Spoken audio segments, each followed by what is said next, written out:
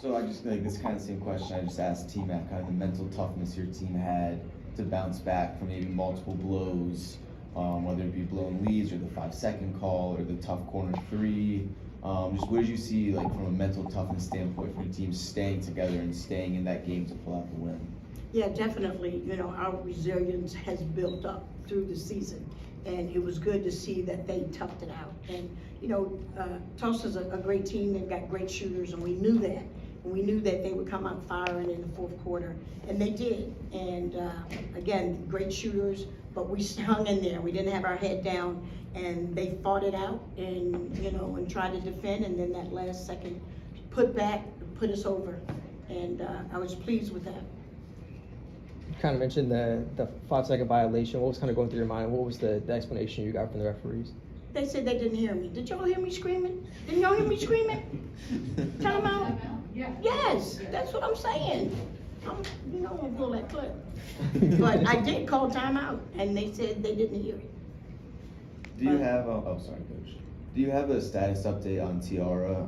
She went out after going down there, and I think it was the third or early fourth quarter, and she didn't come back into the game. Is there any updates you have on Yeah, her? she's just gonna get some rest, and we've got a long week, you know, where we don't have a game, and so a lot of them will get some much needed rest. You know, she played 42 minutes in the last game, and you know, they got some old bodies. So we're you know, luckily we're off in the next couple of days, so they'll get some much needed rest. Delaney Crawford, your second leading scorer in the AC, had 12 points in the first quarter. You kind of shut her down for the second and third quarter. What was the game plan there? Yeah, we knew that she was their go-to person. We knew, I mean, she's a 3-level scorer. She's pretty good. And we held her, and we didn't want her to be able to get off. You know, of course, in the fourth quarter, she knocked down a couple shots, but we made it tough on her. And T-Mac did a great job defending her, too. You look at the non-conference schedule you guys played with all the tough opponents, multiple ranked opponents, and teams that played in the postseason last year, and now you guys are 4-1 to start conference play. Do you think that difficult non-conference scheduling has kind of helped you guys in conference play thus far and will keep helping you guys, and if so, in what ways? Yeah, I absolutely think that. You know, we played some tough teams. I think 8 of those teams played in the tournament last year. And we knew that coming in, so we knew if we could step up to those challenges and understand, you know, some of these tough teams are, you know, they gave it to us. But the good thing is that we learned to be resilient and to understand that if we could play against a top 15 team or top 25 team and withstand that, then surely we were used to getting smacked in the mouth and then responded. And it was really great to see that we were resilient, knowing that that conference set us up for that. That non-conference schedule set us up for that. And we're going to see that the rest of the season where we may get punched, but we're not going to lay down.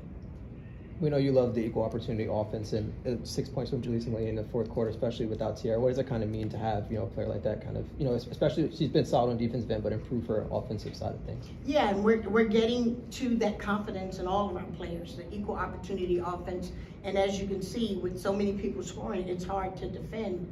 And I know that they probably saw Kayla Turner was like, well, where'd she come from? You know, and that's what we want. We want to have everybody to be a scorer, so it's hard to double team or triple team. You mentioned Kayla Turner. She's just been kind of more consistent on offensive end for you, and especially, you know, a couple games off the bench and now starting. What does it mean to kind of have her, you know, just stepping up in that role? Yeah, she is fearless. You hear me? She's fearless.